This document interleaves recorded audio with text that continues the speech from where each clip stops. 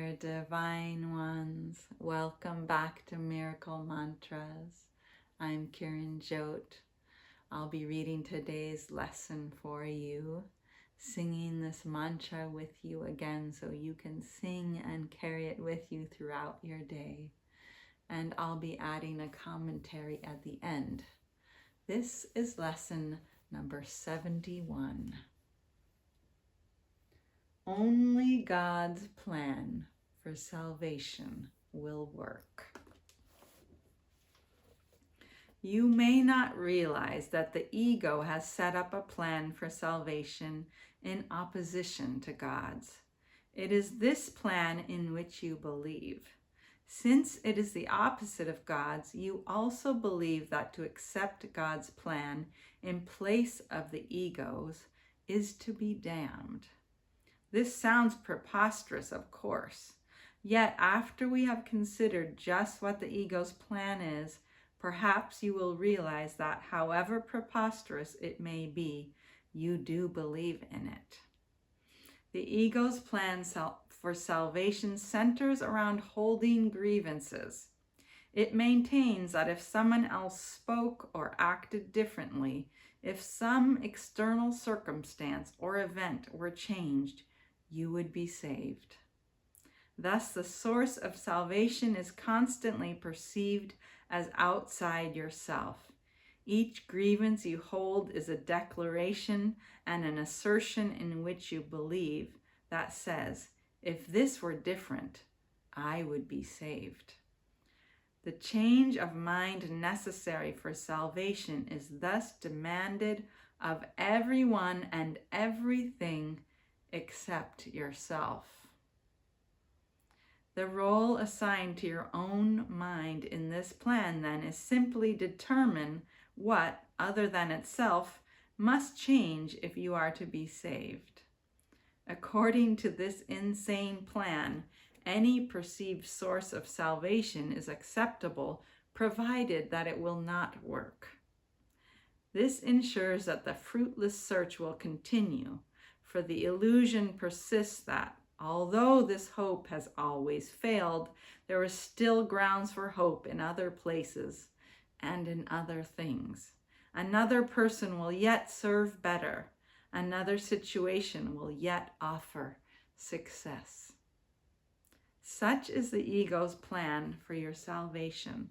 Surely you can see how it is in strict accord with the ego's basic doctrine.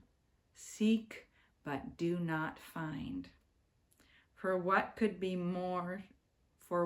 more surely guarantee that you will not find salvation than to channelize all your efforts in searching for it where it is not?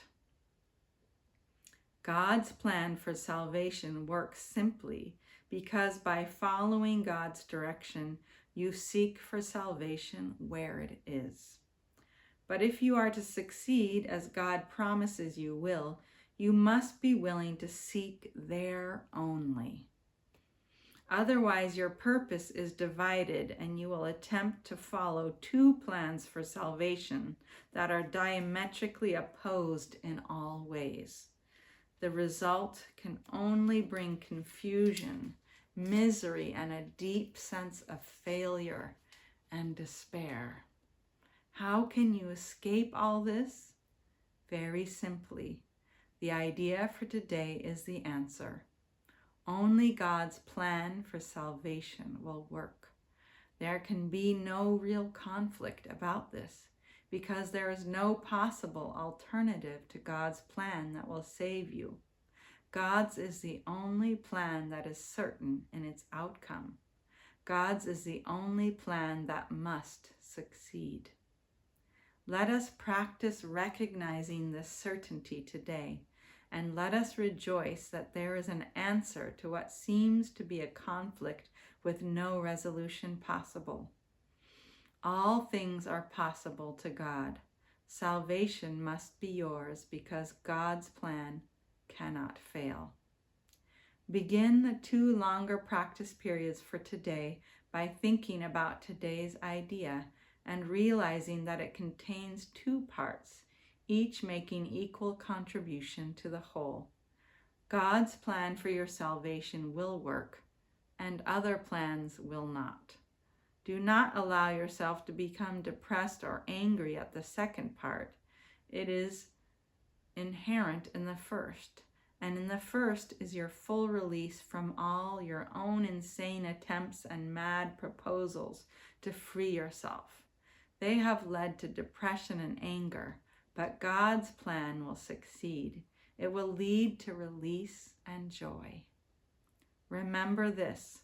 Let us devote the remainder of the extended practice period to asking God to reveal God's plan to us. Ask God very specifically, what would you have me do? Where would you have me go? What would you have me say, and to whom? Give God full charge of the rest of the practice period and let God tell you what needs to be done by you in God's plan for your salvation. God will answer in proportion to your willingness to hear God's voice. Refuse not to hear. The very fact that you are doing the exercises proves that you have some willingness to listen. This is enough to establish your claim to God's answer. In the shorter practice periods, tell yourself often that God's plan for salvation and only God's will work.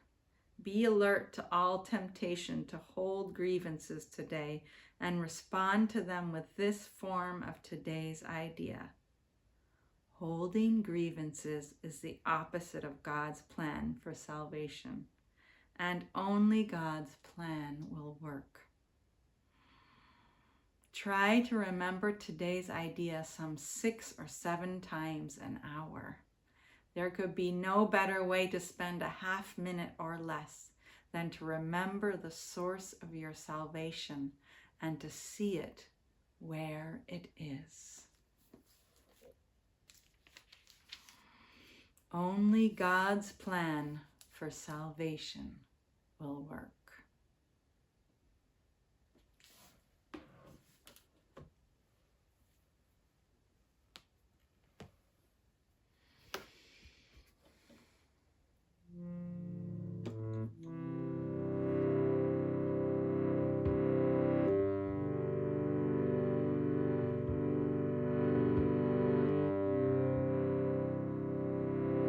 Only God's plan will work. Only God's plan. Only God's plan will work. Only God's plan for salvation. For salvation.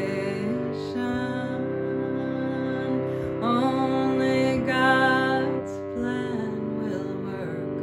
Only God's plan for salvation.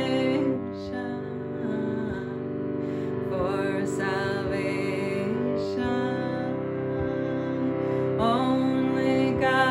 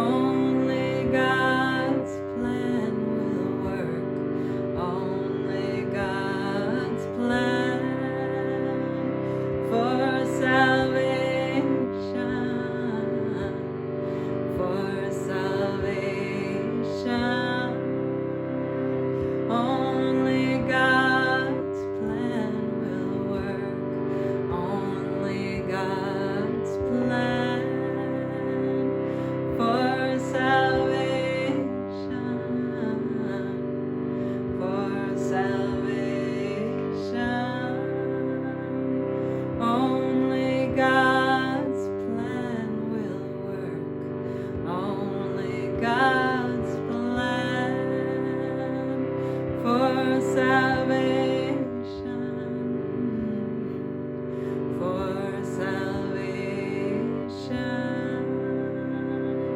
Only God's plan will work. Only God's plan for salvation. For salvation.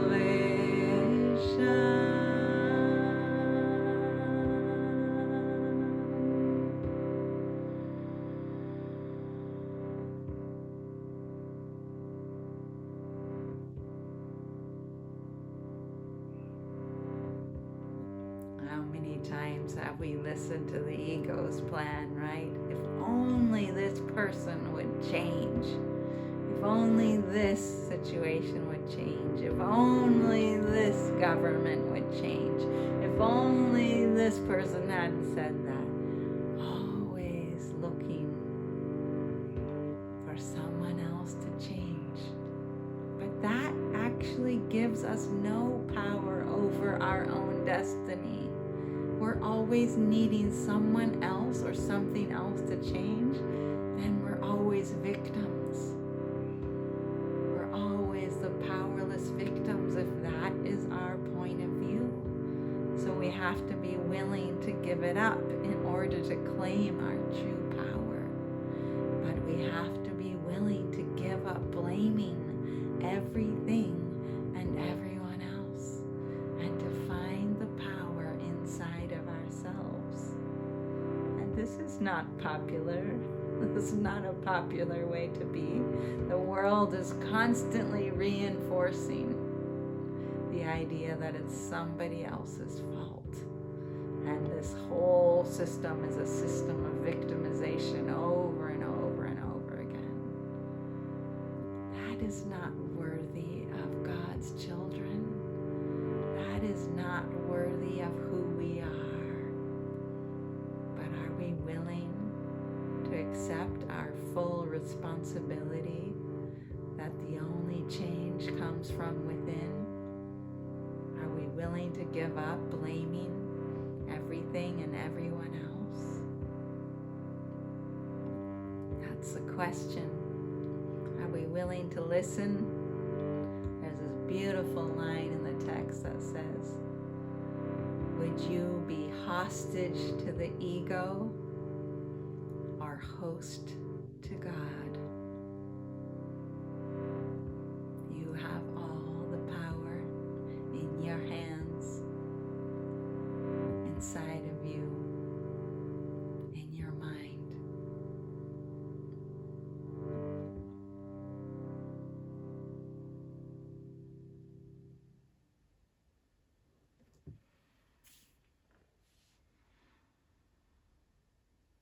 Thank you for being with me. I look forward to being with you again tomorrow.